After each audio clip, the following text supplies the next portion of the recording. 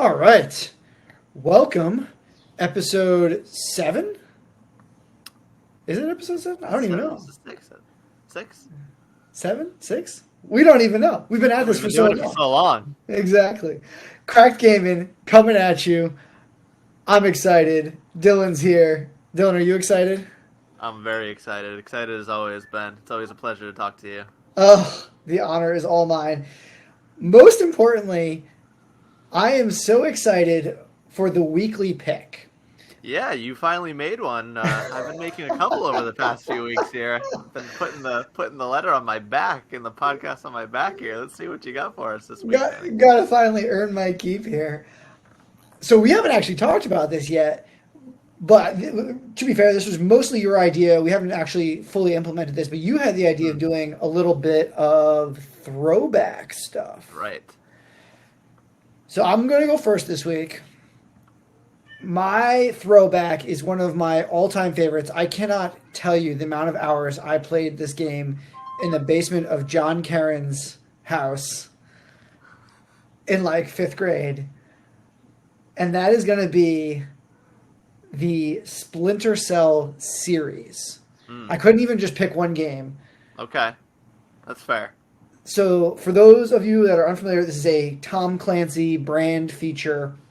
He also did like Ghost Recon. I think he also does Rainbow Six as well, correct?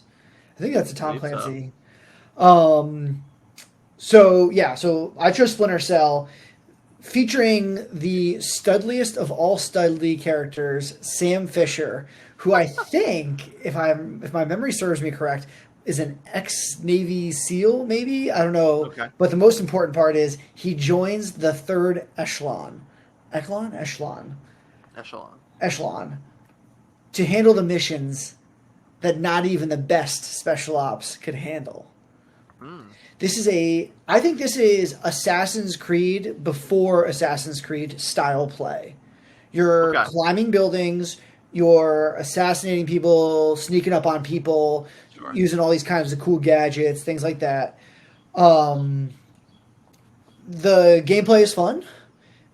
You can choose whether you want to be stealth mode, whether you want to be, loud and just blowing people away. It's great. Right. There's a couple different games in the series. And I'm really, really hoping they're bringing it back this year. There's like a little community of us out there, Splinter Cell fans, that have been holding on to the hopes that they revive this series. So what was the last one that they've done?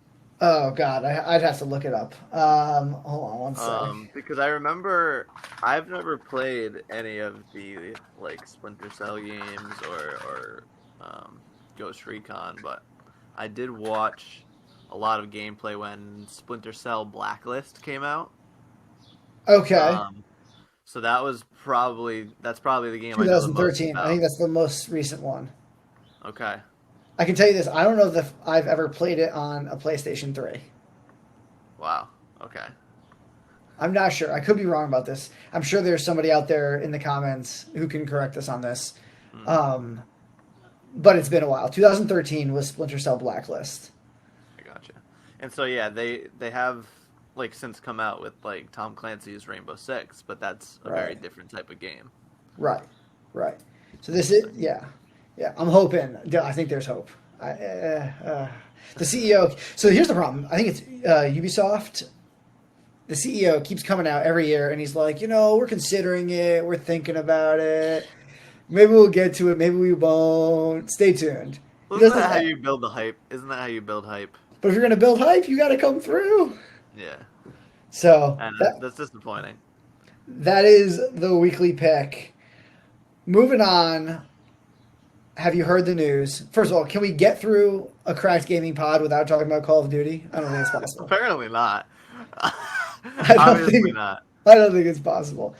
Are you even paying attention to the Call of Duty stuff anymore? Do you care?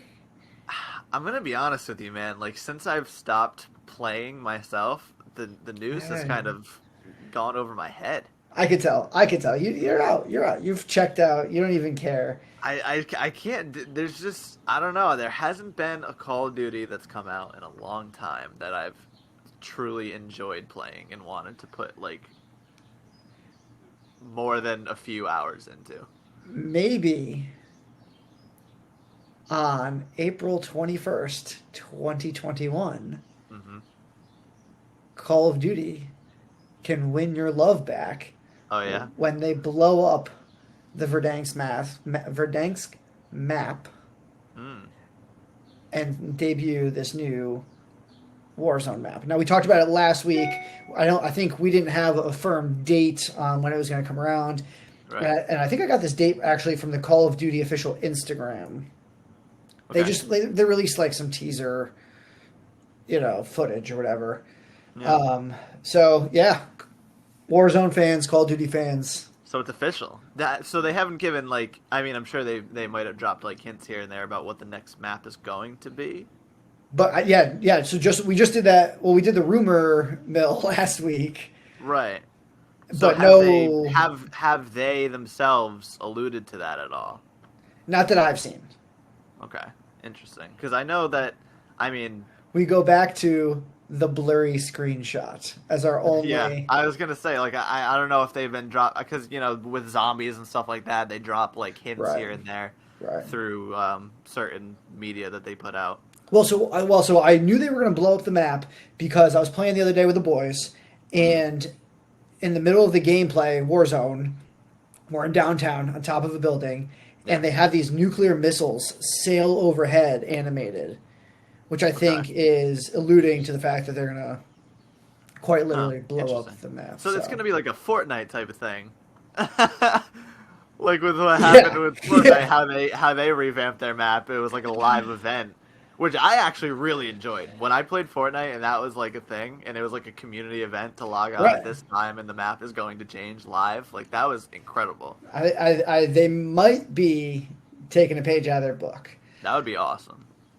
Real quick, want to shout out to our PC players out there. Days Gone will be coming to the PC platform. Originally a Sony game, but they apparently denied rumors of Days Gone 2, and then there was like a big uproar, and they were like, but wait, you can play it on your PC. So shout out to the PC players out there. You guys are getting a great one. Awesome. Check it out if you haven't played it. Dill, what do you got for our gameplay this week? All right. Oh, he's excited. I'm very excited. So, we've mentioned in passing, Ben and I's numerous Madden matchups that have tended to be fairly one-sided. Don't tell him. Go deep every time. So you may have guessed that I have a bit of an affiliation with the sports gaming scene. You're a fan, an avid player. I'm an avid player of the NBA 2K series, Madden NFL, and one that I think does not get enough attention, possibly because it's been an exclusive, has been MLB The Show. Oh. So MLB The Show is this year's generation is set to come out on April 20th, so 5 days from when we are recording this. All right, nice. And after a long-awaited time here, MLB The Show 21 will be coming out as a non-exclusive game. Xbox players are going to be able to play this year's iteration of MLB The Show, which is the first. See, now this is where the huge news is. The fact that MLB The Show has been the only MLB licensed game on the market since 2014. Right. So the only real MLB sports game that's been out there has been exclusive to PlayStation for the past 7 years. Who's the winner in this deal? Is it Xbox players? Is it PlayStation players who now get to pick on Xbox players while they crush them in the show? It's everybody. It's or everybody. Is it Microsoft? Is Bill Gates winning again? It's America, dude. This is America's pastime baseball here. That all of a sudden, half of console players are going to get to play. This is, I mean, it's really great because, so when I was a kid, I grew up playing so 2K used to put out baseball games. It used to be MLB Right. 2K. Right. Those are the games I played growing up. And I think the last one was like 2K7 or 2K8. Right.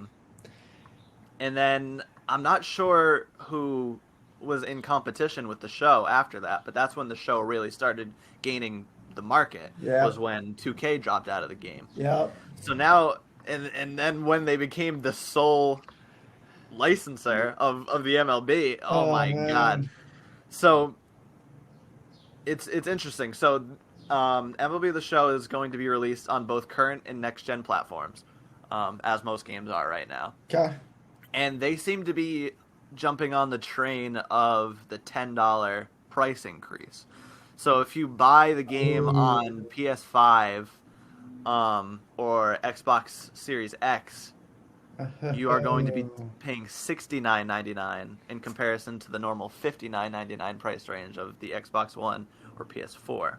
Not a fan.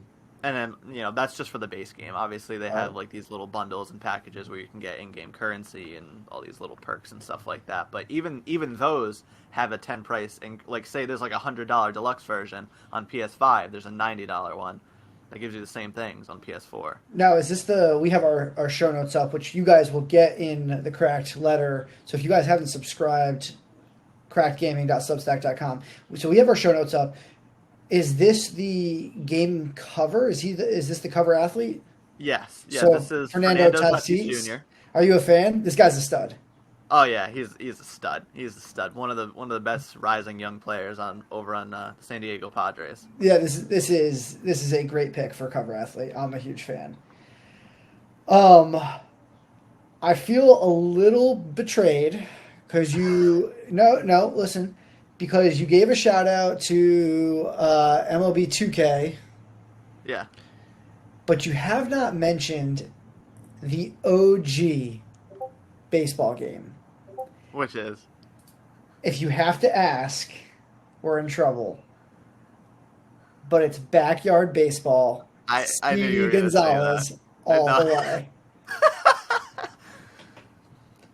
Yeah, maybe that's what people have been playing all these years in comparison to the show. All the Xbox players were like, stuck on you backyard guys baseball. have it. We still have backyard baseball. Oh my God, I love it. We can go hop on. Oh my God, dude. Dude, I love it. Real quick, under the miscellaneous category, just something I want to get out there. More Xbox news. Apparently, I saw today that they're adding Alexa support, so you can be walking around your kitchen, say, "Hey Alexa, download MLB the Show on my Xbox." There we go. And we'll get it done remotely. So another feather in the hat of Microsoft. Yeah. Slowly integrating. My question to you is: should Sony be scared of this? They need to expand their empire a little bit. Yeah, I think that definitely in the recent months, Microsoft's gaining some ground. Right. You had game studios like Bethesda come out and say that they're going to be Xbox exclusive. Right. Which is the thing that PlayStation players have used as like their key piece. Right. As to why PlayStation is the better console because of all the exclusives, and now you have a company like Bethesda going over to Microsoft, and now you have stuff like this. I think Sony's got to come out with the Xbox Network. They're on the ropes right now. Right, they're like Muhammad Ali. They're getting all the punches off, and then all of a sudden, one round they're down and they're against the ropes. They're in the corner. Oh no! So they got to come back. A little bit. They got to float like a butterfly, sting like a bee out here. I love it. I love it. Doped right now. Not only is he an avid gamer, sports enthusiast, Renaissance man. Oh yeah, hitting us with the boxing analogies. Dylan, anything else you got for us? Yeah, I did want to add a little bit of miscellaneous on my part. Go I wanted to talk about PlayStation a little bit. They came out with an update 2 days ago, which and this is pretty early for doing this, which was interesting to me, that they're going to be having external storage now available on PS5. So that's always been a thing for pretty much all consoles. Because especially with the way that Call of Duty's been in the recent months, external storage has been a necessity for most gamers. Is this a Band-Aid over a gunshot wound? Like, are we just patching things up here that like really we need to fix the download size? So it does concern me that they're coming out with this so early in the PS5's lifespan because I don't know how big the games are that's coming out on PS5 because I don't have one yet. Right. So I don't know if people's PS5s are already full. I think that's a problem. That's a problem. But one thing that I did want to mention about those of you who are more fortunate to have PS5s and have lowly PS4 friends. Shout out Sean Conger. Can you hook us up? Another update that's come out is that cross-generation play is now available for PlayStation players. Sweet. Cross-generation share play. So Sweet. you can hop in a party with your friends that have a PS5 that are so much better than you. And invite them to a party, open share play, and they can play PS5 games. So all the perks and parts of the games that weren't released for the PS4 version that are on the PS5 version, nice. PS4 players can still get to experience. Nice. Yeah. That's good. And that addresses a little bit of the shortage issues. For the listeners who want to help us out a little bit, I have a birthday coming up in June. Maybe we can make the PS5 happen. Otherwise, and there's a little bit of foreshadowing, Dylan, I did build a PC. Yeah. We might have to do some more PC build content coming out.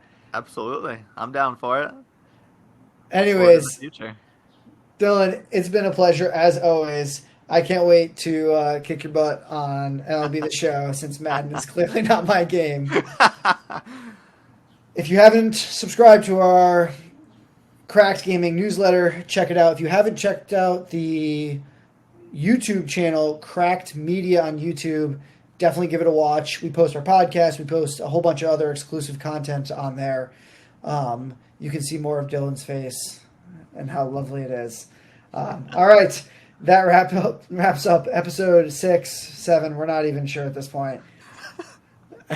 Dylan, have a good one. See you, Ben.